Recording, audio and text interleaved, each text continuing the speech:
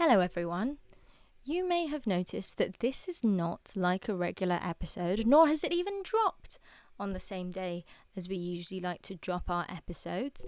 That is because my illustrious and very talented co-host, Maddie Armstrong, is currently being a superstar and travelling the world, and I myself have just got back from travelling for work. So we have instead put together this special episode for you, Season 1 Gold Part 1. Part 1? Because, of course, we've got more guests to come. The season's not over yet, don't you worry about that. But until then, here you can enjoy fab moments from episodes you might have missed, as well as relive best bits from episodes that you loved. None of these clips are ranked in order of best to worst or anything like that. So this is a genuine hodgepodge of joy, people. It's a cornucopia of cackles. It's a hug in a bug of an episode rug. What more could you want? So sit back, enjoy, and we will be back very soon with your regular scheduled programming and more fantastic guests for the rest of Season 1 of Falling Upwards. Until then, take a listen, enjoy.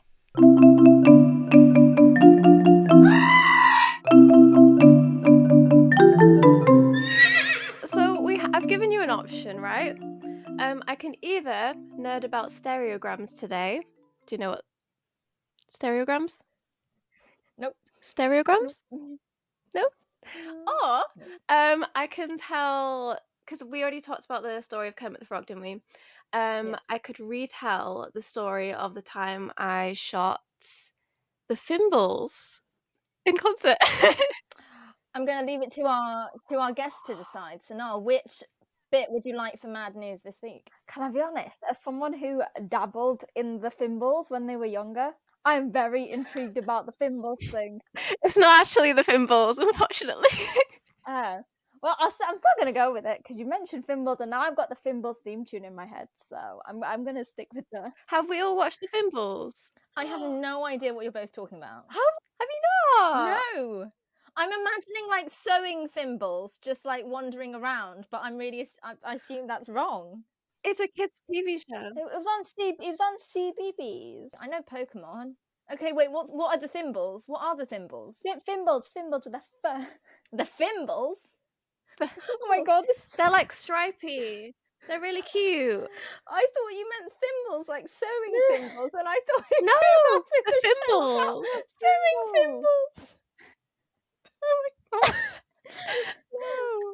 That would be an interesting story. I'm so glad Sonal knows what I'm talking about. Tribes are not meant to be like millions and millions of people. It's okay to have small tribes. And I can honestly say that all my experiences, everything that I've learned, that I would not change a thing. Wow. You know, the only thing that I may want to change is the fact that I had to carry a colostomy bag for a year and 6 months. That's the only thing after my attack. Because it was very, very hard finding matching shoes and handbags. Right? I love that. I was trying to be as straight as possible. No, that's the only thing that was a discomfort. However, no, I think it made me more resilient, more determined than ever. And what a lot of people forget that meet me, who try and hurt me, is I've already been hurt. I've already fallen. Wow. So just because you're in my life, people are in my life, they think they can hurt me. They can't really, because I've hurt enough already. Wow. So whatever they're doing is, it's just like, yeah, but and I have to always remind myself that I've been through the worst already. I was pronounced dead in the hospital. Oh So, my gosh. you know, so for somebody to either sabotage me in business, for somebody to take me for granted, none of these things matter. I have been trying to book a job in Hawaii for years. I'm really hoping that we can manifest that. It hasn't happened yet, but I have auditioned several times, like hoping, like, come on, get me to Hawaii, like, come on.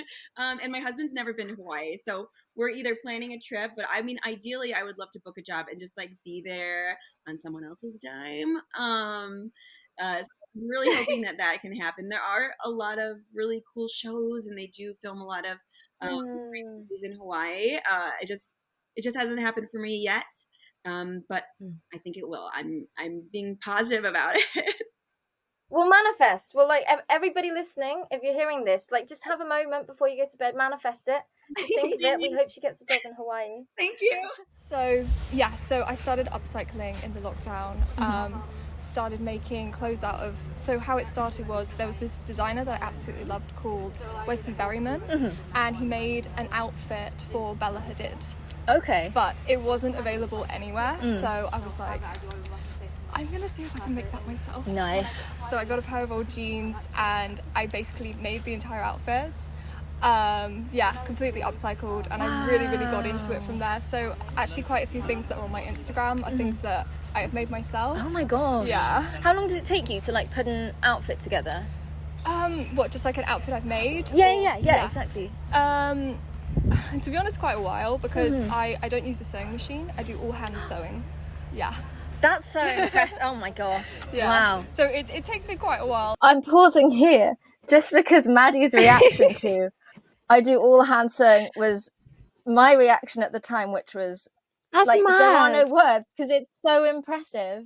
I mean, It is so impressive. we did textiles in school. You did it, right? Yeah. We've all tried a little bit on the sewing machine.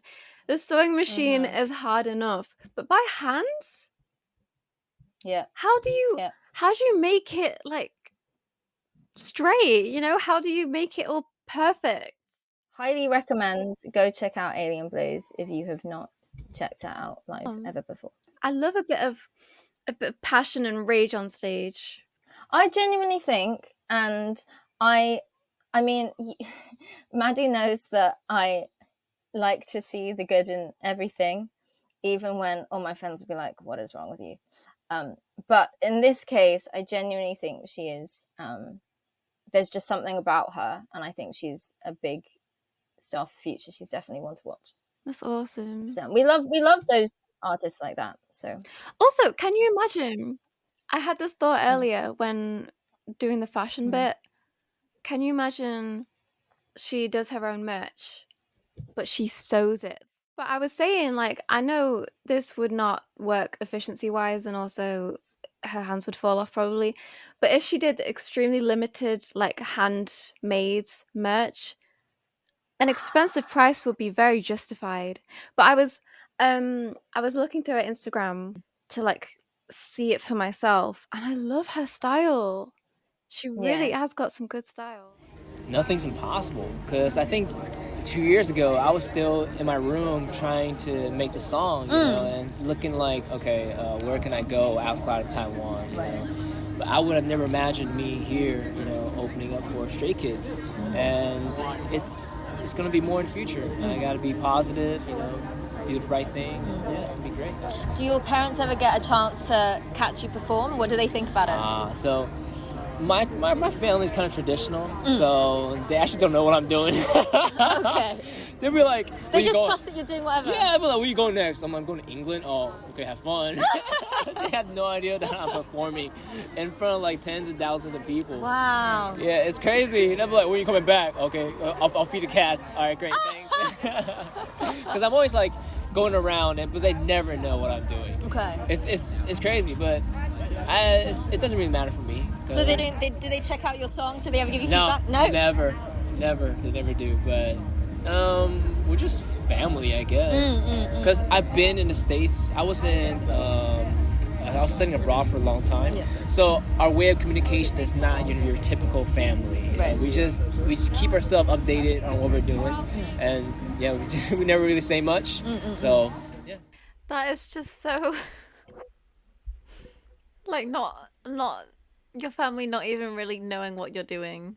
You're just like, oh yeah, I'm just gonna perform to all these people, whatever. They're like, yeah, all right, see you in a few. That is such a thing that can only be between family, though. I think, like it's a nonchalance, but it's a loving nonchalance. They just trust that you're doing whatever. Like, I see that with my own family, because I go to London so often for different things that sometimes I even forget to tell them. I'm like, oh, by the way, I'm off to London tomorrow. And they're like, all right, enjoy. Bye. And it's like they don't really know what for. Like maybe it's a concert I'm shooting And I'll be like, Yeah. I'm shooting a really big concert, like they're a really important K-pop artist, and they're like, yeah, okay, have fun. It's not that they don't care, it's this, I don't know, it's a family thing, isn't it? If we're making the pause right now and you're like, check out these 3 songs before you resume, which would you pick? Ooh, 27 in a 7-Eleven has always been one of my favorites. That's already out. And it's about just having an existential crisis in the middle of a 7-Eleven. Valid. Do you know? Yeah. So like it's kind of it tells the story about how you walk into a convenience store and you forget what you're there for, which like I don't know why it happens to me a lot. So I don't write. I mean, I probably should have written things down, like list out things that I wanted to get, but I don't do that often enough. So I go in and I don't remember what I'm there for, and then all of these questions, like what am I here for? Like what am I here on this earth for? And I just spiral, and it's one of my favorite songs. It birthed a whole song. It really A did. wonderful song. Yeah. I was gonna ask, how did you guys meet, and what's your story? Oh, we met at a festival. We were both photographing. Oh, okay. I genuinely, I recounted this to Maddie the other day because we met at a festival, and I'm happy to just mind my own business and just be on the down low. But we were both photographing, and Maddie just kept coming up to me and saying hi. We learned that I pestered her into being my friends. So I love that. That's so good. You need that, right? I feel like I kind of relate to you, Aimée, but I feel like I need that. Like I need a friend who's like gonna be like, hey. I choose you. Yeah. Because like sometimes it's like, I never want to bother people. So if you are that person that keeps prodding, eventually I'll be like, well, they're still here. They're still sure. Yeah. Here's my hot take on English people. Okay, everyone says that like, oh, everyone else is so sad and oh, English people are so miserable. And in fairness, I have arrived here in like the summer season, but everyone is so lovely and nice and happy, and you all just sit in the park eating berries and having picnics. Like you don't have picnics when you're a sad person. You know what I mean? True. Like you're all like happy and just chilling out in like parks and stuff. Nowhere else in the world just sits down in like parks to do nothing at all. You just have all this spare time with your meal deals. Like this is a lovely place and everyone is happy. And I think that's an incorrect stereotype that, people from England are miserable. I'm sorry. I'll say that. Wait, do people not chill in parks in Australia? No, this is not a normal thing, right? Like, okay, in Australia, you like do things, you're doing activities. So you're like going to like a pottery class, or you're like going to the beach, or you're going on a hike. Like you're always doing something. To just sit around and like do nothing and lounge is like, that just feels like such a luxury. And also like in a cost of living crisis at the moment, like everyone's like doing all these like side hustles and like working and stuff. Like I have never been to a place where people just sit on the grass as well, like the dirty grass, right? Yeah. Straining their pants, right? Like you got to be a happy person if you don't care about like a dirty bum and you're just sitting around doing. I think it's because there's so little sunshine in the UK that all of British people's happiness is like reserved for those 3 days of the year where it's actually nice weather. Is it nice weather in London, Aimée, right now? Well, we did have lightning storms like 2 or 3 weeks ago. So now people are in a good mood because it's good weather, and that's why they're sitting on grass. That could be it. Like I said, I came here in the summertime, but I mean, like, if I'm comparing the summertime here to the summertime in Australia, I feel like Brits are happier than Australians on average. Really? Is it because it's so hot? It's really hot in Australia. Like it's so unbearably hot that you stay indoors in air conditioning. Like you don't go out. And also like even when it is like nicer weather, like if it's like 27 degrees, like again, you're just like doing thing after thing. You don't just sit around laissez-faire, with like a wine. Like that just doesn't happen. Yeah. I can't imagine any British person being called happy, apart from like Mr. Blobby. I know. This is so new. Even the way British people talk, you sound happy. You're like, oh my God, I can't imagine a British person being happy. like you sound happy saying it. You know what I mean? Do you have a favourite joke? Can you tease us? Oh my god. Do I have a favorite joke? Yes, but I'm going to release it in my next special, so I don't want to give it away. But my favorite joke from my old special is it's one that I can't do anymore because it feels outdated when I do it. It's one about how during lockdown in COVID I was living all by myself, and it was like my emotions were bouncing around all over the place, and it feels like the Microsoft Windows screensaver where I'd just be like angry, sad, horny. And sometimes I'd do that thing where it gets caught in the corner, you know? So it would be like sad, horny, sad, horny, sad, horny. Shame.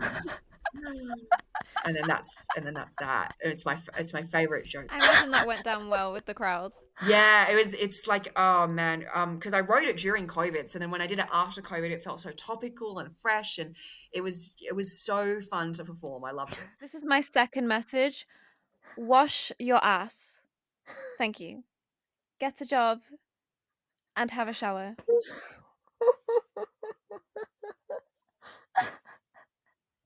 It's the important stuff, Aimée. The important stuff is out in episode 1. That's true. Mhm. You can enjoy all of this and more from us. Yeah. I hope you enjoyed. Yeah. Have a good one, everyone. Mhm. Bye. Bye.